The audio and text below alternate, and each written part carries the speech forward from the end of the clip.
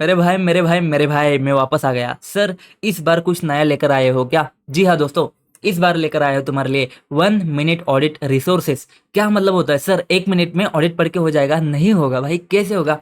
तो 1 मिनट में तुम्हारा पीडीएफ पढ़ के हो जाएगा क्या? नहीं होगा सर। तो क्या मतलब होता है 1 मिनट ऑडिट रिसोर्सेज का? मतलब क्या होता है वही तो समझाने आया हूँ। थोड़ा तो सबर करो बाबू मोशाय। देखो दोस्तों, तुम्हारे पास में छोटे छोटे एक दो मिनट के ब्रेक्स होते हैं।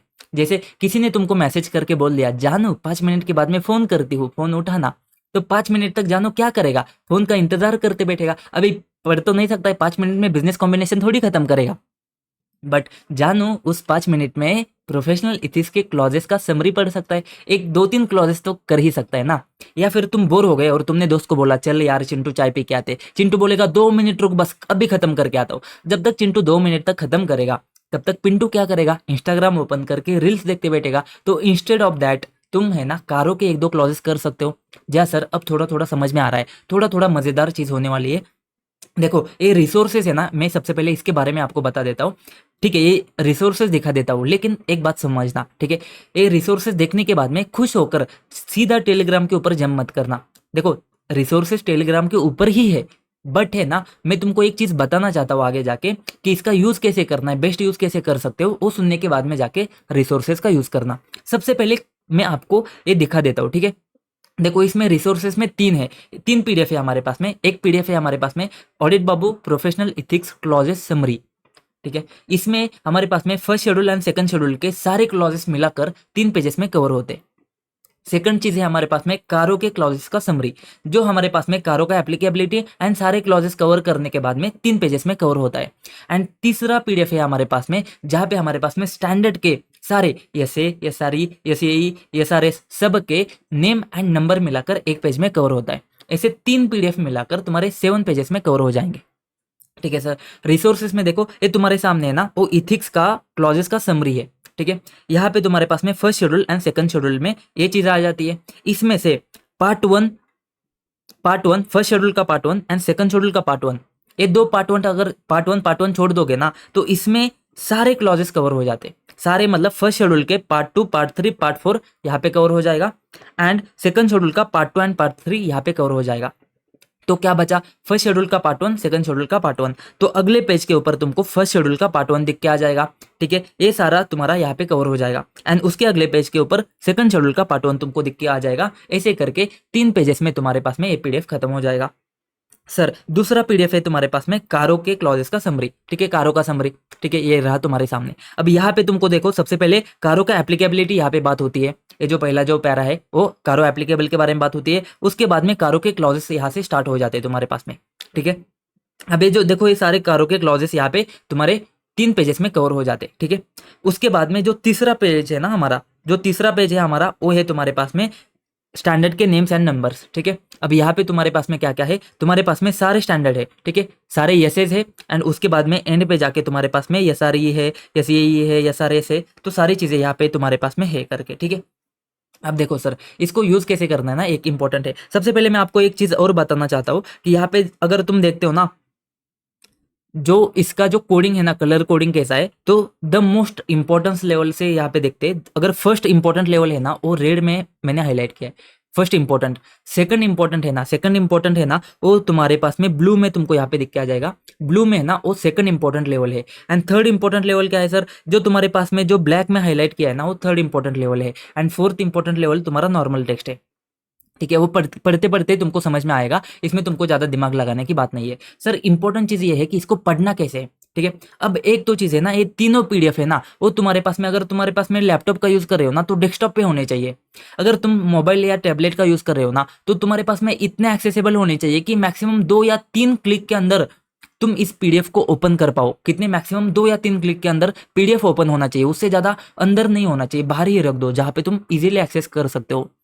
या फिर साथ ही पे जैसे प्रिंट निकालो, प्रिंट अच्छे से निकाल कर तुम जहां पढ़ रहे हो ना, सामने वाली दीवार के ऊपर चिपका दो। ठीक है, ये हो गया।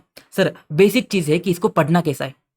बहुत सिंपल है सर, ब्रेक में पढ़ना है ना, तो क्या करेंगे? जाते जाते पढ़ते बैठते उठते अपन क्या करेंगे? इसको पढ़ के जाएंगे, बात खत्म, इतना ही है ना? नहीं दोस्त, इतना नहीं है। तो सर कैसे पढ़ना है? तो देखो, मैं आपको एक एग्जांपल से समझाने की कोशिश करता हूँ। देखो, हमारे पास में यहाँ पे क्लॉज 6 है कारो का। ठीक है, अब जब तुम क्या कर रहे हो, जब तुम ब्रेक के लिए उठ रहे हो ना, ब्रेक के लिए मतलब जैसे कि तुम्हारे पास में वॉशरूम के ब्रेक है, चाय कॉफ़ी छुट्टा, तुम्हारा लंच ब्रेक जो भी है, डिनर वगैरह है, ठीक है, तो उठ रहे हो तुम, ठीक है, पानी पीना है, कुछ करना है, तो जब तुम अपनी जगह से उठ रहे हो ना, उठते समय ना तुम कुछ भी पढ़ने हो, फर्क नहीं पड़ता, तुम अगर एफआर पढ़ रहे हो, तुम एएफएम पढ़ रहे हो ना, फर्क नहीं पड़ता। जब तुम उठ रहे हो ना, तो कोई भी एक क्लॉज पकड़ लो, कोई भी एक क्लॉज पकड़ लो और उसको एक बार पढ़ो। जैसे कि क्लॉज नंबर 6 है, ठीक है, तो पढ़ना है कि ये क्लॉज किसके बारे में बात करता है, कॉस्ट रिकॉर्ड के बारे में बात करता है, उसको मेंटेन करना है, क्या सीजी ने बोला है, तो एक बार बस तुमको क्या करना है, उसको बस पढ़ना है, ठीक है। अब जब तुम वो ब्रेक में घूम रहे हो ना, जिधर भी घूम रहे हो ना, बस एक बार है ना अपने दिमाग में ऐसा समझाने की कोशिश करो, वो क्लॉज है ना खुद को समझाने की कोशिश करो कि अच्छा क्लॉज 6 किसके बारे में बात करता है, मेंटेनेंस ऑफ कॉस्ट रिकॉर्ड के बारे में बात करता है, सेंट्रल गवर्नमेंट ने बोला है कि उसको मेंटेन करना है। तो एज अ हम जब स्टैट्यूटरी ऑडिटर होते हैं ना, तो अपन क्या देखेंगे कि उसके सेंट्रल गवर्नमेंट ने बोला है क्या उस कंपनी को, एंड उसको मेंटेन करना है क्या, कंपनी ने मेंटेन किया है क्या, ये हमको रिपोर्ट करना है। तुमने खुद को समझा दिया, वेल एंड गुड, हो गया ना सर, अब क्या। नहीं सर, सबसे इंपॉर्टेंट पॉइंट अब आता है, जब तुम घूम के आ जाओगे ना, जब ब्रेक करने के बाद में वापस बैठ जाओगे ना, सबसे इंपॉर्टेंट चीज वहां पे आती है, वापस आके बैठने के बाद में उसी क्लॉज को एक बार रीड करना है। सर क्या मतलब उसी क्लॉज को बार बार करना है, उसी क्लॉज को बस एक बार रीड करना है, बस यहाँ पे तुम्हारा अप्रोच चेंज होना चाहिए। सर कैसा अप्रोच चेंज होना चाहिए, देखो हमने खुद को समझा दिया कि कॉस्ट रिकॉर्ड मेंटेन करना है, सेंट्रल गवर्नमेंट ने बोला है, एंड हमको चेक करना है कि उसने मेंटेन किया है कि नहीं किया है, खुद को समझा दिया।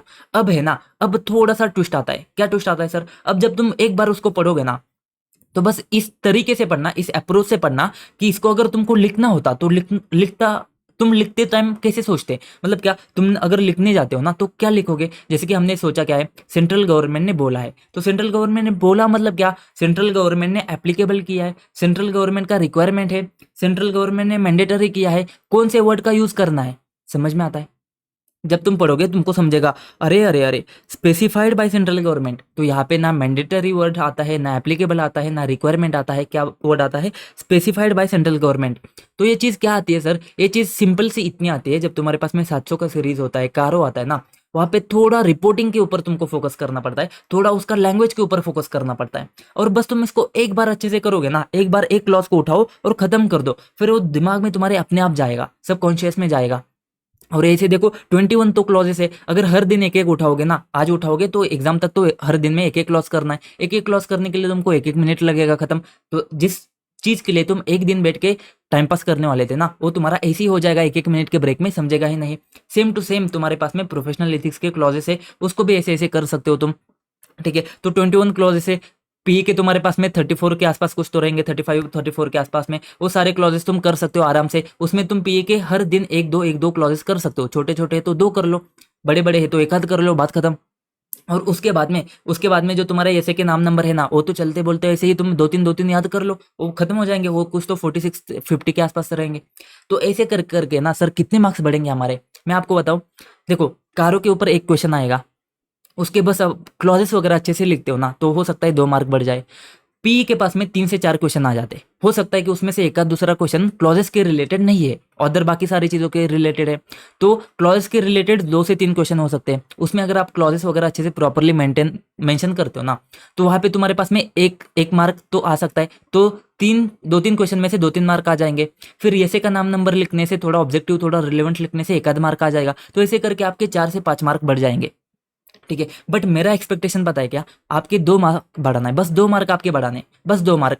देखो मेरे जितने बच्चे ना उसके बस 2-2 मार्क बढ़ जाते हैं ना, तो मैं बोलूंगा ये इसका जो मेहनत है, इसका जो पर्पस है ना मेरा ये बनाने का रिसोर्सेस, वो सफल हो गया, ठीक है। बस 2 मार्क बढ़ाने हैं और कुछ नहीं, बस 2 मार्क। और इसके लिए तुमको ज्यादा मेहनत भी नहीं करनी है। सर कुछ बच्चे सोचेंगे सर हमारा ब्रेक का टाइम वेस्ट हो रहा है, नहीं हो रहा है भाई साहब। जब तुम ऐसे एक एक दो दो क्लॉज करते हो ना, तो तुम्हारा दिमाग है ना एक हैप्पीनेस के हार्मोन्स कुछ तो रिलीज करेगा, डोपामाइन वगैरह कुछ तो रिलीज करेगा कि भाई मेरे क्लॉजेस बनते जा रहे, और वो जो चीज़ है ना वो तुम्हारा ब्रेक ही है, उसमें तुम्हारा ज़्यादा टेंशन नहीं आ रहा है कि याद नहीं करना है, ऐसा ऐसा कुछ नहीं करना है। बस देख के जाओ, आराम से करके जाओ, एक बार उसको खुद को समझाओ, और दूसरी बार जब देखोगे ना, बस उसको क्या करना है, उसका लैंग्वेज के हिसाब से देखना है। कारो के लिए वगैरह थोड़ा सा है ना, थोड़ा वो वही वर्ड्स आते हैं कि हमको कौन से वर्ड हमको नहीं जम रहे ना, बस इतनी सी चीज़ देखनी है। जी हाँ दोस्तों, ये रिसोर्सेज टेलीग्राम के ऊपर ही है, ये फ्री में ही है, ये तुमको एक्सेस हो जाएंगे। और इसके साथ में अगर तुम इथिक्स 135 करते हो ना, तो भाई सोने पे सुहागा है, ठीक है। यहाँ पे 20 पेजेस में 135 क्वेश्चन है, अगर तुम एक आध दूसरा क्वेश्चन भी करके जा रहे हो ना इसके साथ में, देखो 5 मिनट लग सकते हैं तुम्हारे पास में सारा कवर करने में। दिन के 5 मिनट लग सकते हैं, बट ये अगर कवर करते हो ना भाई, मज़ा आ जाएगा आपको, ठीक है। तो इथिक्स 135 टेलीग्राम के ऊपर नहीं है, अगर कोई बच्चा नहीं आए तो मैं उसको बताओ। आप अगर मेरा कोई भी वीडियो अपने 3 दोस्तों के साथ में शेयर करते हो, या फिर टेलीग्राम चैनल का लिंक या यूट्यूब का लिंक अगर अपने 3 दोस्तों के साथ में शेयर करते हो, तो उसका स्क्रीनशॉट निकालकर मुझे टेलीग्राम के ऊपर डीएम करना, या फिर यहाँ पे जो नंबर है ना उसके ऊपर व्हाट्सएप करना। तो मैं आपको इथिक्स 135 का पीडीएफ दूंगा। इसमें 135 क्वेश्चन है 20 पेजेस में, ठीक है। बाकी जो 3 पीडीएफ है ना, वो 3 पीडीएफ को तुमको एक्सेसिबल हो जाएंगे। ये पीडीएफ तुमको मिल जाएंगे टेलीग्राम चैनल के ऊपर, लिंक डिस्क्रिप्शन में मिल जाएगा तुमको। रिसोर्सेज का यूज़ करना, एक दो मिनट आते हैं ना, बहुत मायने रखते हैं, और ये तुम्हारा बहुत ज़्यादा स्कोर बढ़ा देंगे। तुमको समझेगा भी नहीं, इसमें तुम्हारा लैंग्वेज डेवलप हो जाएगा, इसमें बाकी सारी चीज़ें हो जाएगी, और तुमको टेंशन भी नहीं आएगा। और ये तुम ट्राई करना है तो कर सकते हो। मेरी तो इच्छा है कि आपने इसको एक बार ट्राई करना चाहिए। ये जो चीज़ है ना बहुत शानदार है, एक एक दो मिनट में हो जाएगी। तो बस यही चीज़ थी, 1 मिनट ऑडिट रिसोर्सेस, ठीक है। ऐसे ही मिलते हैं नेक्स्ट वीडियो में, तब तक के लिए जय हिंद।